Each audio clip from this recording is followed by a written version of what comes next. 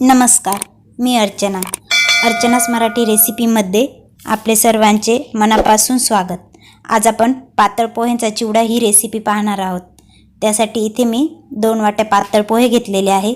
त्यानंतर 4 हिरवी मिरचीचे छान असे तुकडे करून घेतलेले आहेत. त्याचबरोबर कढीपत्ता, अर्धी वाटी शेंगदाणे, तसेच अर्धी वाटी डाळ्या, खोबऱ्याचे बारीक काप करून घेतलेले ते पण अर्धी वाटी, त्याचबरोबर अर्धा चमचा लिंबू सत्व, 1 चमचा धने पावडर, 2 चमचे पिठी साखर व 1 चमचा बडीशोप, त्यानंतर हळद अर्धा चमचा व 1 चमचा लाल तिखट आणि शेवटी चवीनुसार मीठ व परत आपल्याला थोडंसं काळं मीठ लागणार आहे ते घेतलेलं आहे. आता आपण सर्वप्रथम गॅसवर कढई ठेवून हे पातळ पोहे छान असे भाजून घेणार आहोत. म्हणजे आपला चिवडा हा कुरकुरीत होईल व आपल्याला हे पोहे भाजताना एकदम हलक्या हाताने भाजायचे आहेत आणि छान असे भाजून घ्यायचे आहेत. आता तुम्ही पाहू शकतात आपले पातळ पोहे हे छान असे भाजले गेलेले आहेत. ते आपण एका कढईमध्ये काढून घेऊ. आता इथे मी तेल गरम करण्यासाठी ठेवलेले आहे दुसऱ्या कढईमध्ये. आपले तेल हे व्यवस्थित गरम झालेले आहे आणि आता त्यात आपण सर्व जिन्स आहे एक एक करून तळून घेऊ. आता मी सर्वात आधी शेंगदाणे तळण्यासाठी टाकत आहे. आपल्याला हे शेंगदाणे तळण्यासाठी किमान 4 ते 5 मिनटं इतका वेळ लागेल.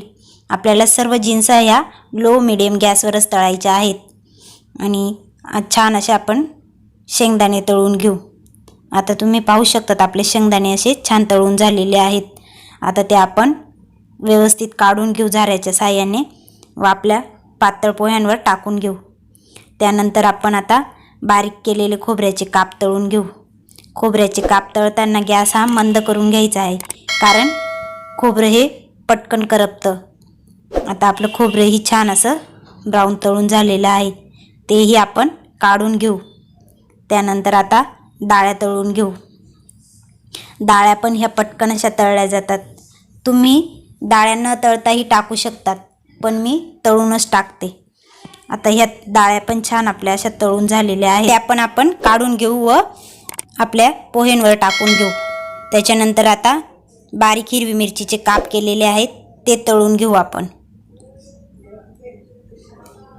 हे मिरचीचे काप पण आपले तळून झालेले आहेत ते काढून घेऊ. त्याच्यानंतर आपण कढीपत्ता तळून घेणार आहोत. कढीपत्ता छान आपल्याला गरम तेलातच तळायचा आहे, म्हणजे तो एकदम छान कुरकुरीत होतो. आता आपला कढीपत्ताही छान तळून झालेला आहे, तोही काढून घेऊ. आता आपल्या ह्या सर्व जिन्स ह्या व्यवस्थित तळून झालेल्या आहेत. त्याच्यानंतर आता आपण चिवड्यासाठी मस्त अशी खमंग फोडणी तयार करून घेणार आहोत. त्यासाठी इथे मी फोडणी पात्र घेतलेले आहे.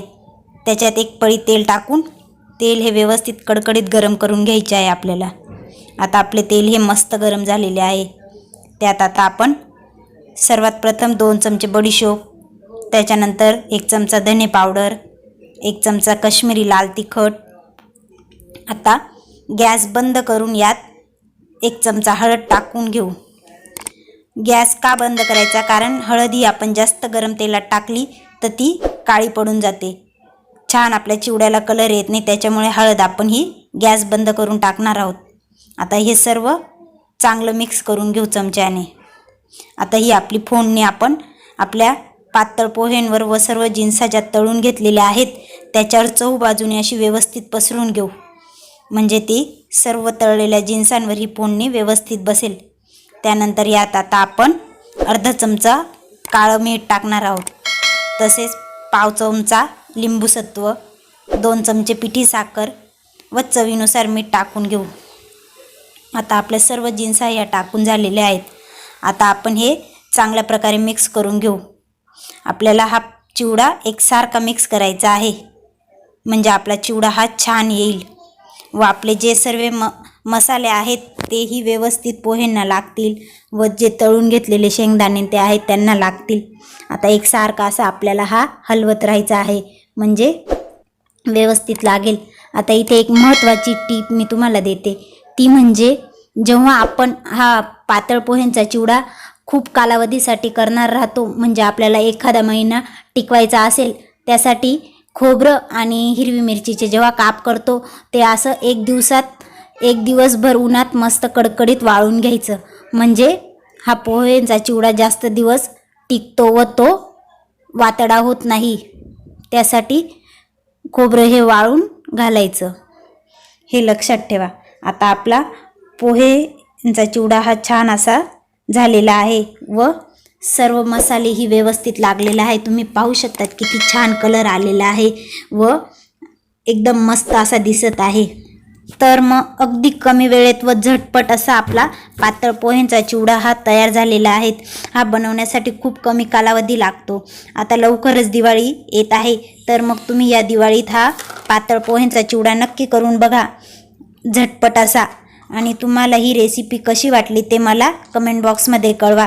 तुम्हाला जर हा व्हिडिओ आवडला असेल तर व्हिडिओला लाईक करा, चॅनलला सबस्क्राईब करा व तुमच्या काही ज्या सूचना असतील त्या मला कमेंट बॉक्समध्ये कळवत जा.